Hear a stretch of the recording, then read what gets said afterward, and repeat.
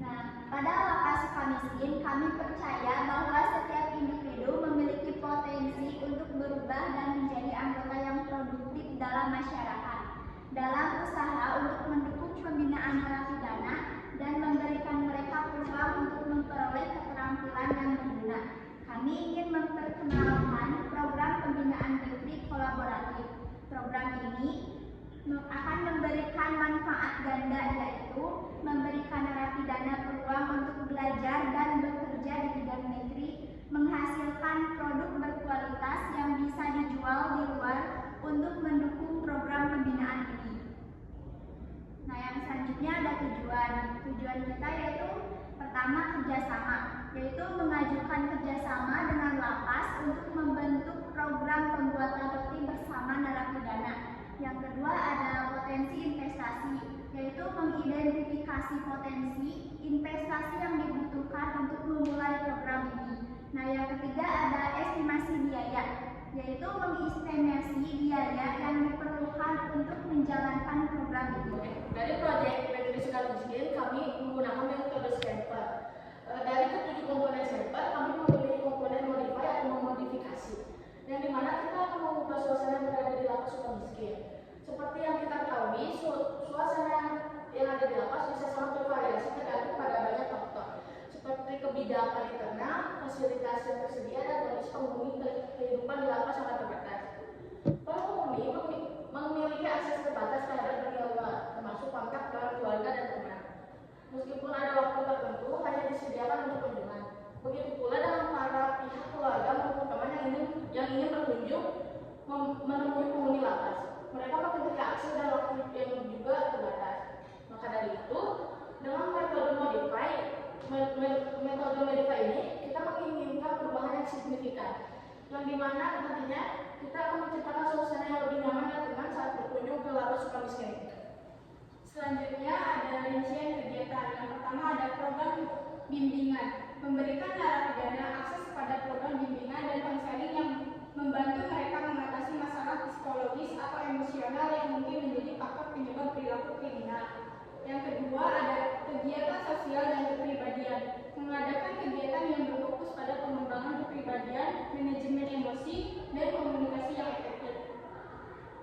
Yang ketiga ada pelatihan keterampilan, melakukan pelatihan keterampilan seperti keterampilan kerja, keterampilan tata boga yang dapat meningkatkan peluang pekerjaan narapidana setelah mereka dibebaskan.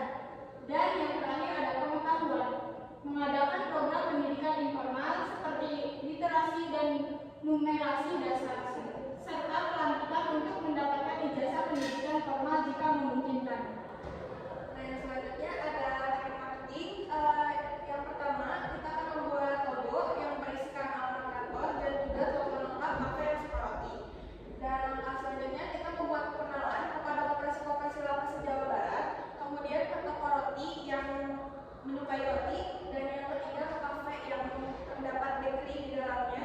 Dan yang terakhir ada pengembangan keluar. Pengembangan keluar yang dimaksud ini biasanya berasal dari sosial media, dari internet, atau mungkin dari mulut ke mulut. Selanjutnya ada anggaran biaya. Nah, anggaran biaya ini kita memerlukan tentunya mesin doster, freezer 2 pintu, showcase, tabung patis, box tepung, dan peralatan lainnya.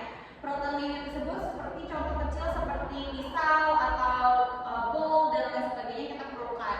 Terus ada biaya training. Biaya training tersebut untuk kita mentraining para lapas agar mereka bisa membuat roti seperti yang kita mau, karena kan tentunya orang lapas ini belum ada ini ya pengetahuan dasar dalam pembuatan roti. Jadi kita perlu mentraining dengan cara kita mempunyai biaya training tersebut untuk orang. Selanjutnya ada packaging. Tentunya kita membutuhkan packaging agar bakery kita ini lebih dikenal orang dengan cara mempunyai packaging. Terus juga ada desain packaging. Dan selanjutnya ada biaya servis dan renov. Biaya servis dan renov itu tentu kita akan merenov si lapas tersebut untuk kita jadikan kitchen kita nantinya agar kita bisa memasok bakery kita. Selanjutnya ada anggaran pembiayaan. Ini adalah rincian modal dan penjualan. Rincian modalnya kita memulai harga yang pertama adalah modalnya dengan harga 6.000 piece untuk satuannya. Dan biasa kita berencana menjual setiap harinya sekitar 200 piece, karena kan kita akan masuk ke beberapa tempat ya, bukan hanya di lapas tersebut saja, kita bisa memasuk ke kafe-kafe atau ke tempat-tempat yang akan kita pasok nantinya.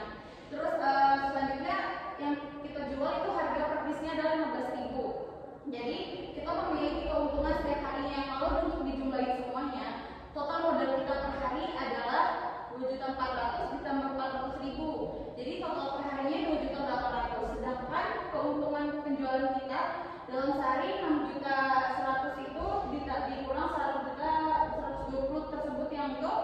Jadi total 4.880.000 per hari keuntungan kita dalam penjualan produk tersebut. Yang selanjutnya ada monitoring dan evaluasi. Di sini kami akan menjalankan sistem monitoring dan evaluasi untuk mengukur dampak positif dari kegiatan bersama ini. Ini akan membantu dalam menilai efektivitas program dan membuat perbaikan jika diperlukan. Selanjutnya kita mempunyai layout kitchen. Layout kitchen ini baru gambaran kasar aja. Yang pertama kita di sini ada meja kerja, ada timbangan kecil, timbangan besar, ada juga freezer untuk menaruh bahan-bahan yang belum digunakan. Selanjutnya ada mixer kita untuk ngeblend bahan-bahan kita, dan selanjutnya untuk ditaruh di dositer. Dositer ini untuk adonan yang akan kita buat nantinya. Nah, selanjutnya dimasukkan ke prover itu untuk mengembangkan roti-rotinya agar berbentuk gitu, biar ngembang. Selanjutnya langsung dimasukin ke oven. Ada oven juga di sini, oven untuk membake si roti-roti yang akan kita jual nantinya. Di sini ada work table finishing.